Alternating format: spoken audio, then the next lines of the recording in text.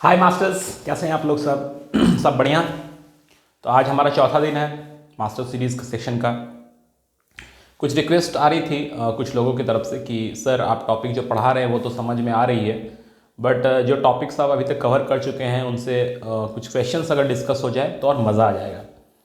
तो चलिए कुछ क्वेश्चंस आज हम लोग डिस्कस करेंगे, तो बेसिक बेसिक क्वेश्चन डिस्कस करेंगे।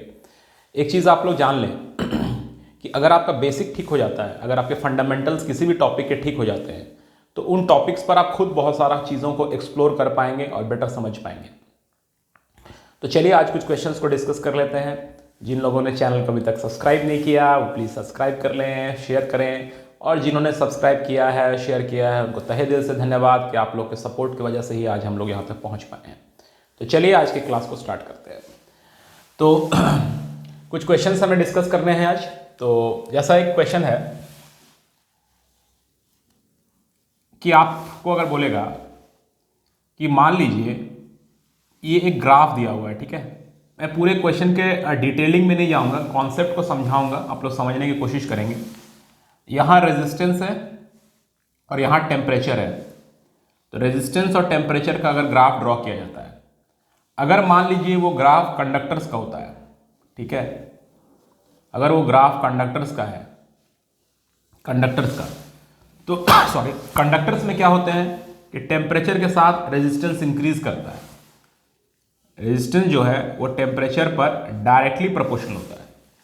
और एक चीज होता है कि इसका पॉजिटिव टेम्परेचर कोफिशिएंट होता है, कंडक्टर का पॉजिटिव टेम्परेचर कोफिशिएंट होता है, ठीक है।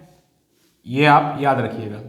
तो आपको ग्राफ अगर दिया रहेगा तो इस ग्राफ से भी हम लोग आइडेंटिफाई कर सकते हैं। तो लेकिन अगर वो ग्राफ टेम्परेचर और रेजिस्टेंस का ग्राफ है और वो ग्राफ अगर सेमीकंडक्टर के लिए है, तो सेमीकंडक्टर के लिए क्या होता है कि टेम्परेचर बढ़ने से रेजिस्टेंस घटता है। क्यों घटता है? कॉन्सेप्ट क्या है? सिंपल कॉन्सेप्ट है जो हम लोग पहले भी डिस्कस कर चुके हैं कि सेमीकंडक्टर में क्या होती है, जो इलेक्ट्रॉन्स होते हैं वो वैलेंस बैंड में होते हैं। तो उन इलेक्ट्रॉन्स को कंडक्शन बैंड में ले जाने के बाद ही कंडक्टिविटी के बारे में हम डिस्कस कर सकेंगे फॉर सेमीकंडक्टर्स। तो जब आप टेम्परेचर देते हैं, हीट देते हैं, एनर्जी देते हैं, तो इलेक्ट्रॉन्स वैलेंस बैंड से कंडक्शन बैंड में पहुंचते हैं और इससे एक सेमीकंडक्टर का कंडक्टिविटी इंक्रीज होता है। इसीलिए इनका जो टेम्परेचर बढ़ने से रेजिस्टेंस डिक्रीज करता है। तो मतलब हम लोग बोल सकते हैं कि ये टेम्परेचर के साथ इन्वर्सली रिलेटेड है। और यहाँ पे हम लोग एक चीज़ और बोलते हैं कि नेगेटिव टेम्परेचर कोफिशिएंट होता है, नेगेटिव टेम्परेचर कोफिशिएंट होता है। तो आपको ग्राफ दे दिया जाएगा और आपको पूछा जाएगा कि कौन सा सिलिकॉन का ग्राफ है, ठीक है।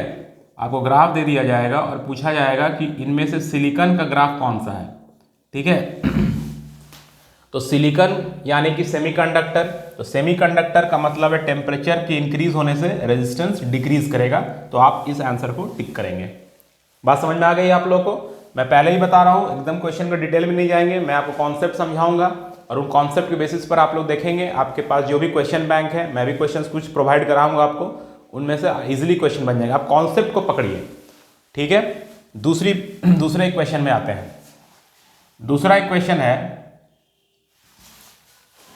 दूसरा क्वेश्चन ये है कि बैंड एनर्जी गैप जो होता है, जिसको हम लोग ईजी कहते हैं, फॉर एल्यूमिनियम के लिए बैंड एनर्जी गैप कितना होगा? एल्यूमिनियम के लिए बैंड एनर्जी गैप कितना होगा? 3 इलेक्ट्रॉन वोल्ट होगा, मोर देन 3 इलेक्ट्रॉन वोल्ट होगा, लेस देन 3 इलेक्ट्रॉन वोल्ट होगा, या 0 होगा, 0 इलेक्ट्रॉन वोल्ट होगा। क्या होगा? तो आपको समझना है कि एल्यूमिनियम जो है वो एक मेटल है, एल्यूमिनियम क्या है? एक मेटल है, यानी वो एक कंडक्टर है। कंडक्टर में क्या होता है कंडक्टर में रूम टेम्परेचर पर भी इलेक्ट्रिसिटी कंडक्ट होती है, और इसका मतलब अगर रूम टेम्परेचर पर इलेक्ट्रिसिटी कंडक्ट हो रहा है मतलब बैंड एनर्जी गैप जो है वो लगभग जीरो है, क्योंकि हमको एनर्जी का भरपाई करने का जरूरत नहीं होता है। So the energy answer will be 0 electron volt. Aluminium एक मेटल है, मेटल यानी कि कंडक्टर है, कंडक्टर में हमें अलग से एनर्जी प्रोवाइड करने की जरूरत नहीं होती है, सॉरी। तो 0 इलेक्ट्रॉन वोल्ट अगर उसका बैंड एनर्जी गैप है तभी हमें एक्सटर्नली एनर्जी प्रोवाइड करने का रिक्वायरमेंट नहीं होता है। समझ में आ रहा है? तो इस तरह से आपको क्वेश्चंस को समझना है। चलिए आइए देखते हैं यहां पर कुछ और क्वेश्चंस है कि at 0 kelvin temperature silicon behaves as. अगर टेम्परेचर 0 केल्विन है तो सिलिकॉन किसके जैसा बिहेव करेगा? तो हम लोग जानते हैं कि सिलिकॉन क्या है, कॉन्सेप्ट यहां पर समझना होगा। हर एक क्वेश्चन का कॉन्सेप्ट समझने का ट्राई करें। सिलिकॉन एक सेमीकंडक्टर है, correct.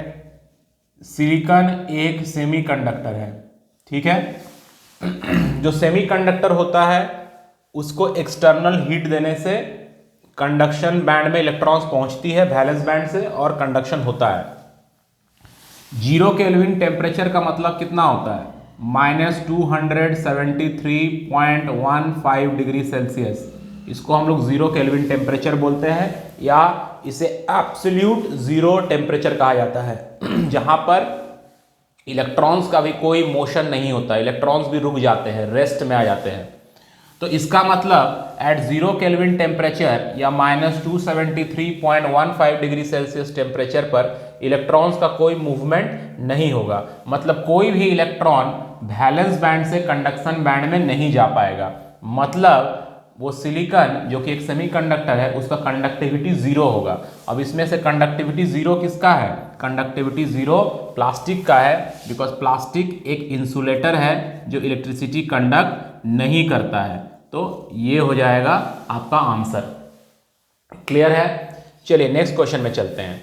P type semiconductor is formed when silicon is doped. Silicon को किससे डोप्ड करेंगे ताकि वो पी टाइप सेमीकंडक्टर बनेगा?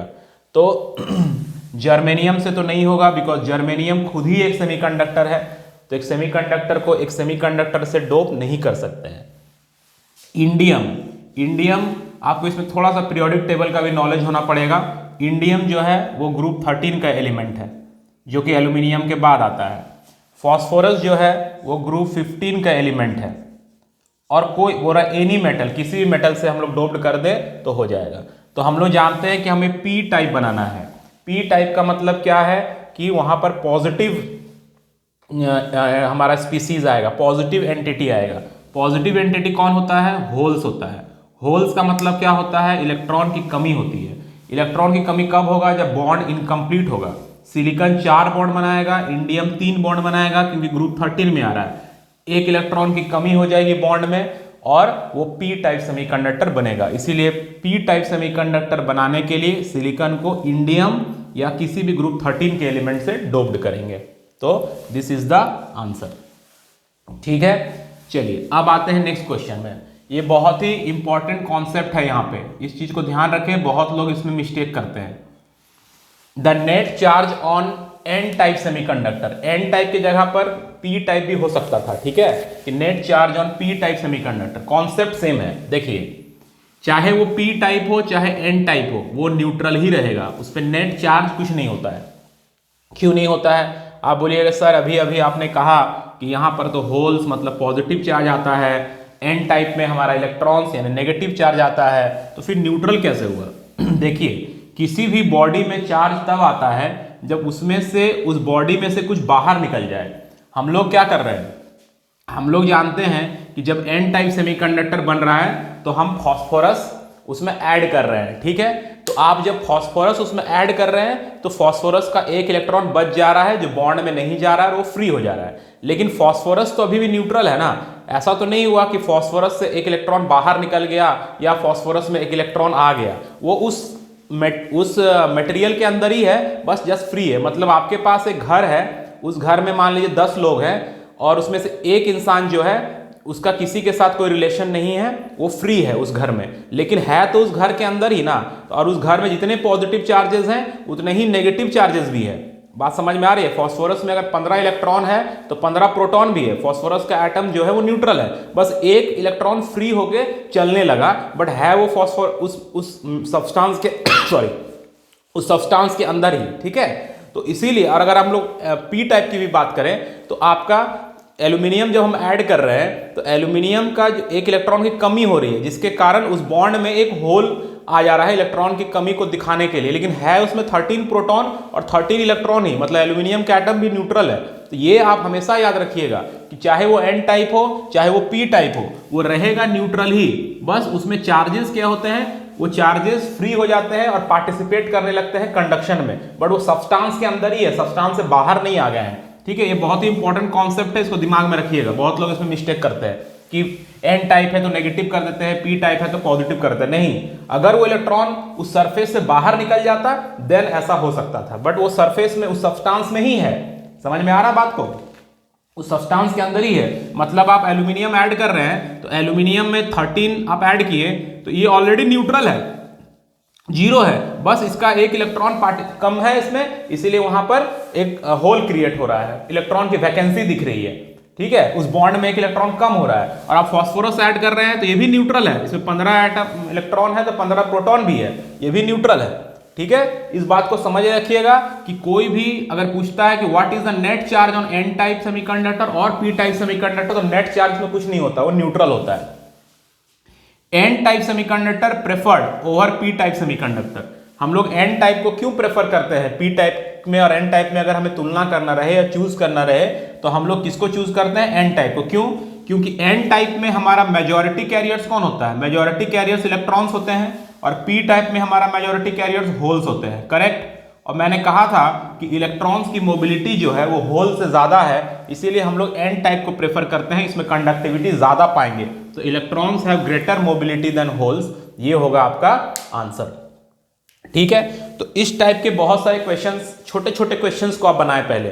जब आप छोटे छोटे बेसिक क्वेश्चंस बनाएंगे ना, तभी आपका जो कॉन्सेप्ट है वो रियल में बिल्डअप होगा। बड़ा बड़ा क्वेश्चन बनाने से कॉन्सेप्ट बिल्डअप नहीं होता है, छोटे छोटे बेसिक क्वेश्चंस और फंडामेंटल क्वेश्चंस बनाने से कॉन्सेप्ट बिल्डअप होता है। और उस कॉन्सेप्ट एक बार आपका बिल्डअप हो गया किसी टॉपिक पर, किसी चैप्टर में, तो फिर आपको पीछे मुड़कर नहीं देखना। कॉन्सेप्ट बिल्डअप सबसे इंपॉर्टेंट चीज होता है। हम लोग थ्योरी पढ़ते हैं, डायरेक्ट क्वेश्चन बनाने चले जाते हैं और कॉन्सेप्ट बिल्डअप नहीं करते हैं। एक बार concept buildup is the most important phase of your learning. एक बार कॉन्सेप्ट बिल्डअप हो जाए, आप प्रैक्टिस को बढ़ाएं, ज्यादा प्रैक्टिस करें, देखिएगा आपके लिए सब कुछ स्मूथ हो जाएगा।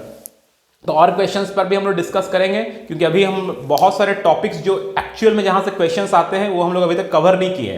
तो नेक्स्ट वीडियोस में हम लोग पीएन जंक्शन डायोड के एप्लीकेशंस जो हैं, और रेक्टिफायर, और फिर ट्रांजिस्टर, ये सब जब कवर करेंगे तो और बहुत इंटरेस्टिंग और बहुत ही बेसिक क्वेश्चंस मैं आपसे कराऊंगा। और वो बेसिक क्वेश्चन जब आप क्लियर कर लेंगे ना, तो देखिएगा आपका कॉन्सेप्ट एकदम क्रिस्टल क्लियर हो जाएगा। तो चलिए हमारे साथ जुड़े रहिए नेक्स्ट वीडियो के लिए, और हमें सपोर्ट कीजिए जैसा आप लोग सपोर्ट कर रहे हैं। हम लोग बहुत इंटरेस्टिंग और बहुत ही अच्छे क्वेश्चंस लेकर आएंगे। Thank you all of you, and आप लोग अच्छे से पढ़ते रहे, खूब पढ़ते रहें और पढ़ाई को एंजॉय करते रहें। बाय।